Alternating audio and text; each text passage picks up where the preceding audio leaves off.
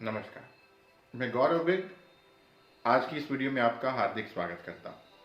ये वीडियो हमारी spiritual and motivational stories series से है। आशा करते हैं कि आपको हमारी ये सीरीज और बाकी की वीडियोस भी अच्छी लग रही हैं। यदि आपको हमारी वीडियोस पसंद आती हैं तो कृपया उसको लाइक और शेयर ज़रूर करें।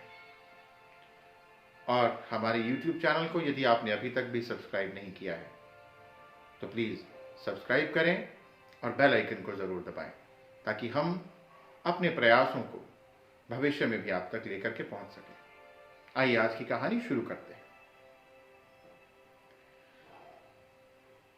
एक जंगल के पास के गांव में सुखीराम और दुखीराम नाम के दो व्यक्ति रहते थे।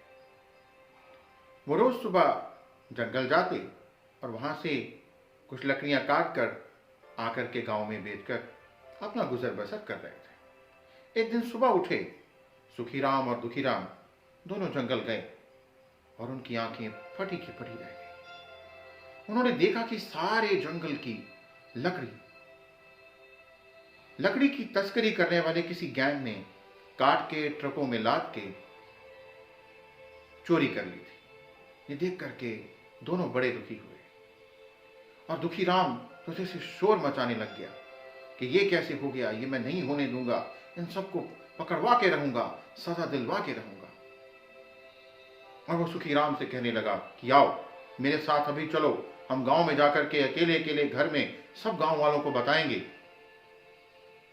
और इन सबको पकड़वा के सजा दिलवाएंगे। सुखीराम ने उत्तर दिया कि तुम जाओ, मैं थोड़ा बाद में आऊंगा। वो सुखीराम को बोलने लगा कि इतनी बड़ी बात हो गई और तुम अब यहां पर हाथ पे हाथ धरे बैठे रहोगे और गांव नहीं चलोगे। चलिए जैसे तैसे वो अकेला इसी तरह से गुस्से में चला गया और गांव में जाकर के उसने मुखिया के घर का दरवाजा खटखटाया, मुखिया को ये सारी घटना के बारे में बताया और मुखिया को कहा कि इन सब तस्करों को पकड़वाओ और सजा दिलवाओ। फिर एक एक करके सब घरों में गया। यही नहीं, हर घर में अब वो साथ में सुखीराम की शिकायत भी करने लग गया कि इतनी बड़ी घटना हो गई और सुखीराम वहां हाथ पे हाथ धरे बैठा हुआ है। लोग दुखीराम की कहानी सुनते, उसको ढांढस बनाते और थोड़ी देर बाद अपने अपने दिनचर्या और काम में व्यस्त हो जाते। अगले दिन दुखीराम ने फिर से सुखीराम से कहा कि आज वो कोतवाली में जाकर के इस सारी घटना के बारे में शिकायत करने वाला है और वो उसके साथ चले। सुखीराम ने उसके कहा कि क्या हम दोपहर के बाद जा सकते हैं। दुखीराम फिर से क्रोधित हो गया और गुस्साए दुखीराम ने कहा कि मैं जानता हूं तुम केवल और केवल बहाने बना रहे हो, ना जाने के लिए ये बहाने हैं। ठीक है, मैं अकेला ही चला जाऊंगा। वो कोतवाली गया, कोतवाली जाकर के फिर से शिकायत दर्ज कराई और फिर से वही सिलसिला चला।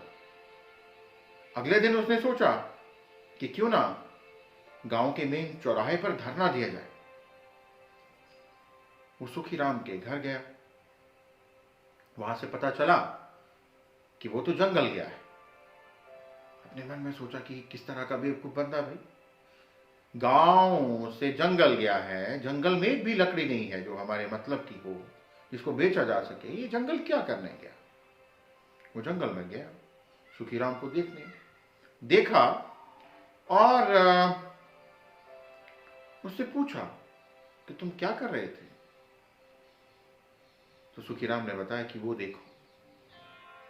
जब दुखीराम ने नजर उठा करके देखा तो सुखीराम ने काफी सारे नए पेड़ इन पिछले 2 दिनों में लगा दिए। दुखीराम फिर क्रोधित हुआ और कहा कि अभी बहुत सारे लोगों को ये शिकायत करने वाली पड़ी है, अभी बहुत सारे लोगों को तो पता भी नहीं चला है, उनको अभी जाकर के बताना है। ये नहीं बताओगे तो बात कैसे बनेगी। सुखीराम ने बड़ा अच्छा उत्तर दिया कि शिकायत करने से पेड़ वापस नहीं आएंगे। मित्रों, इस कहानी से एक बड़ी अच्छी सीख ले सकते हैं कि प्रॉब्लम, मुश्किल कभी भी जीवन में किसी भी प्रकार की हो सकती है, और सबसे आसान और पहला रास्ता जो सामान्यतः लोगों के पास होता है वो होता है शिकायत करना, कोसना। संभवतः है शायद ये कुछ लोगों के लिए सही भी है, पर क्या शिकायत करने, कोसने से उस समस्या का समाधान हो जाता है? नहीं। क्यों नहीं? हम शिकायत करने या कोसने के पहले एक बार अपने भीतर ये झांक लें कि क्या हम इस समस्या के समाधान बन करके कुछ कर सकते हैं।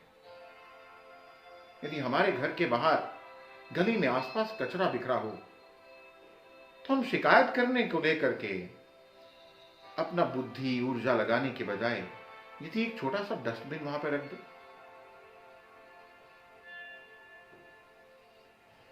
यदि जंगल की लकड़ी कट गई तो क्यों ना नए पेड़ लगा दो। सो प्रॉब्लम बनकर के नहीं बल्कि सलूशन बनकर के जीना सीखें, जिससे हमारा मन भी शांत रहे और हम इस संसार को खूबसूरत बनाने में अपना एक बढ़िया सा योगदान दे पाए। आइए आज से, अभी से सलूशन बनने की तरफ आगे बढ़ें, समाधान बने। परेशानियां, मुश्किलें, समस्याएं तो पहले ही बहुत हैं। शिकायत नहीं, समाधान। आशा करता हूं आपको ये कहानी अच्छी लगी। इसको लाइक और शेयर करें, बाकी लोगों से साझा करें ताकि ये समाधान बनने की चेन आगे बढ़ती रहे। धन्यवाद। आप सदा आनंदित रहें।